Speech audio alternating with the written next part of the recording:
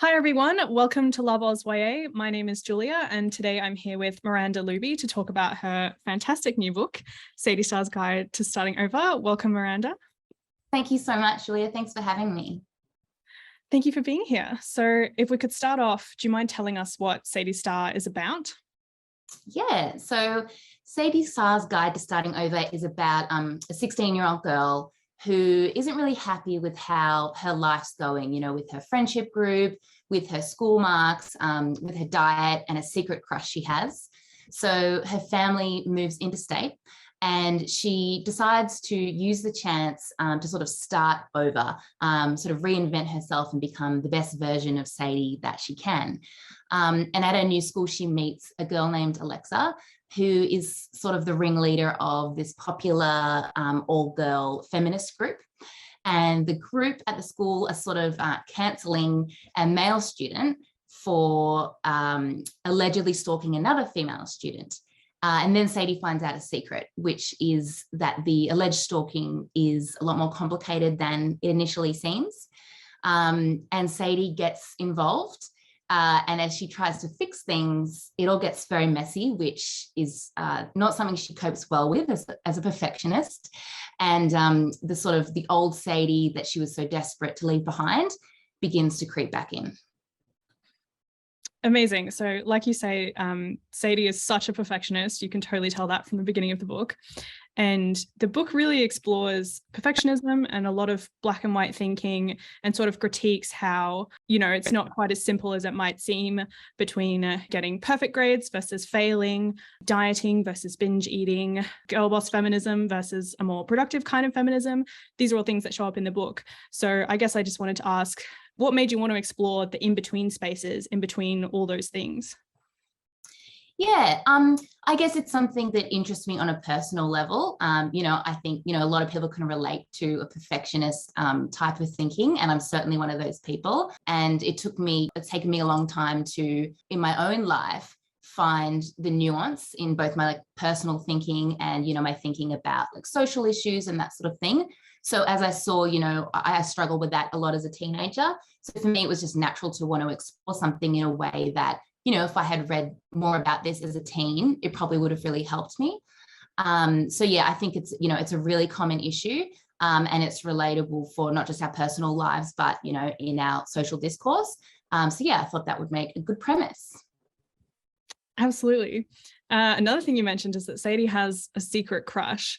So in the very first chapter, she tries to kiss her best friend, Daniel, and it goes a little bit wrong. And then she immediately moves into state. Big vibe.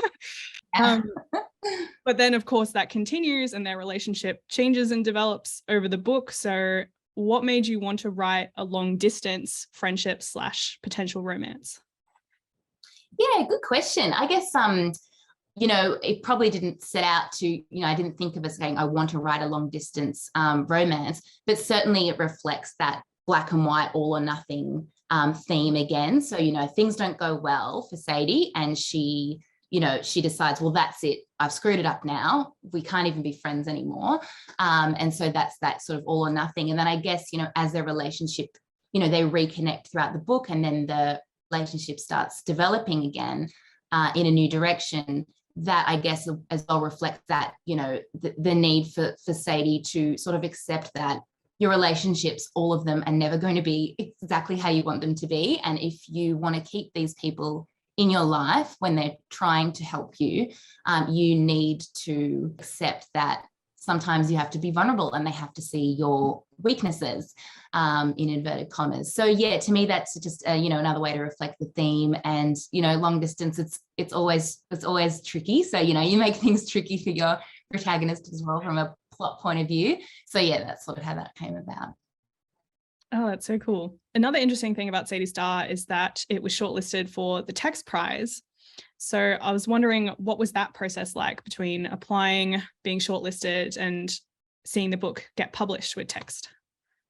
Yeah, really exciting. Obviously, being shortlisted was such a special moment. I think a lot of people with these prizes, they say the similar thing. They sent it off and then they try not to think about it. And so, you have to sort of assume that, you have to have confidence in your work, but only a few people get shortlisted, and it's okay if you don't. And so the call, I think, does come as a surprise. And then, you know, it was a couple of weeks after that, my editor, Jane, called me up and said, you know, we've got good news and bad news. You know, you didn't win, but we'd love to publish a book anyway, which was just such a surreal moment. And, you know, I just felt so proud that I sort of had achieved this dream that I'd wanted to for so long. And then, yeah, it was, you know, in the middle of the pandemic, which it still is, but in that part of it.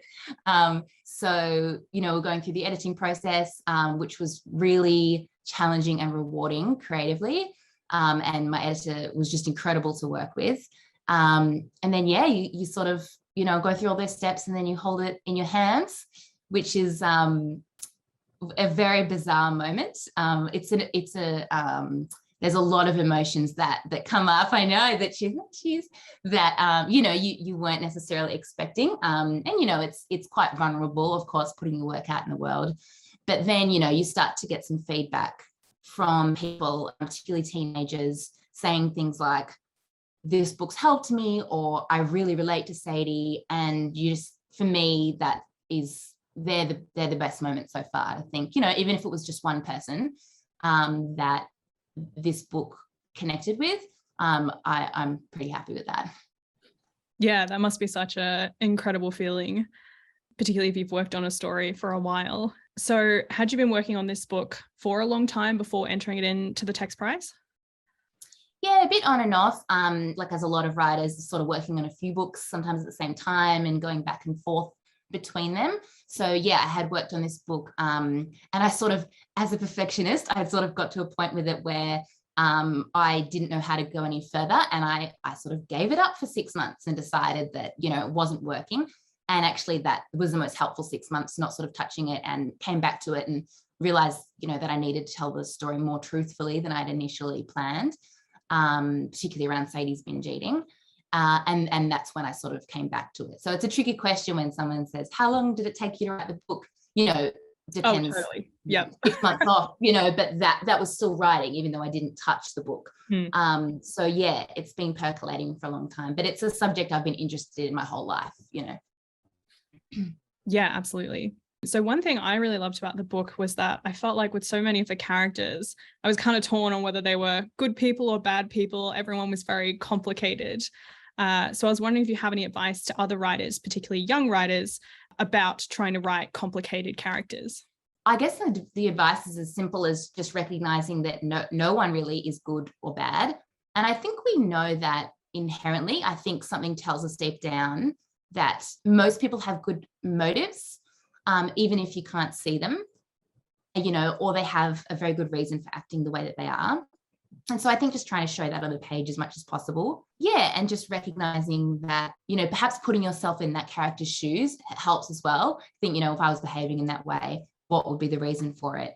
What's going on in that person's private life that we don't know about? And I think that's such an important thing, particularly with mental health. And say, for example, Sadie is someone who perhaps on the surface doesn't look like she might have an eating disorder, but is really, really struggling, you know, and like Jack with his OCD, again, on the surface, you know, you may not know how much this person is struggling. So just, yeah, recognizing that we are all very complicated and you know, digging that one layer deeper. Yeah, that's a really great way to think about it. Another thing I loved about the book was Sadie's parents. They also felt like really well-rounded characters. And I feel like, you know, a lot of the times in Love Osway novels, the parents are a little bit in the background or maybe not the main focus, whereas they felt like they were really such a presence in Sadie's life. So how did you approach writing her parents and making them an important part of the story? Yeah, so Sadie's parents, they initially came to me from a plot perspective in that way that writers do try to make things difficult for their protagonists. So I thought, you know, what kind of parents would Sadie need to make her problems worse, to make it harder for her to ask for help? And that would be a really image-obsessed mum and a dad who she believes bases her self-worth on, you know, her grades. And then so I had these parents, and initially, of course, they seemed like really bad people, you know, because that's all I put into the story so far. And it was, you know, into the editing process where those characters began to develop, because of course I thought, you know, parents want the best for their children, no matter how they're behaving, almost always they have good intentions and they love their child. And so I knew, you know, there was more to their story than that. And there was probably a reason they were behaving the way they were behaving. So that's why I slipped a little bit of their own backgrounds, you know, their relationships with their parents as well, to just hint at the fact that we are all products of our, you know, of our history, and that when, you know, when we're behaving in a certain way, there's a reason for it. So yeah, they are complicated themselves. They probably both need some help themselves. And I think, you know, by the end of the story, they've grown just enough to understand that they need to support their daughter in a different way than perhaps they have been so far. Yeah, absolutely. I felt like you did such a great job making them complicated as well, just like the rest of the characters. So finally, is there anything in particular that you'd like your readers to take away from the book? Yeah, good question. I guess, you know, if there's a message in the book, it's to sort of give yourself and everyone a little bit of a break. You know, seeing ourselves and the rest of the world with a bit more nuance, to me, that's an act of kindness. Questioning why someone might behave in a certain way, if the story is slightly different than you maybe thought it might have looked on the surface. And also, you know, personally, maybe I'm not just greedy and lazy, you know, when I'm binge eating. Maybe there's a mental health issue going on here. So, you know, giving ourselves and each other a break, being curious and asking questions rather than judging and throwing, you know, labels around. And yeah, just going easy on ourselves, because it's tough to be human and it's tough to be a teenager, and everyone really is trying their best, I think. Absolutely. Well, thank you so much for talking to me today. I hope everyone is very excited to read Sadie STARR. Yeah, thank you for having me. It's so good to chat about the book. Really appreciate it. Thanks so much, Miranda.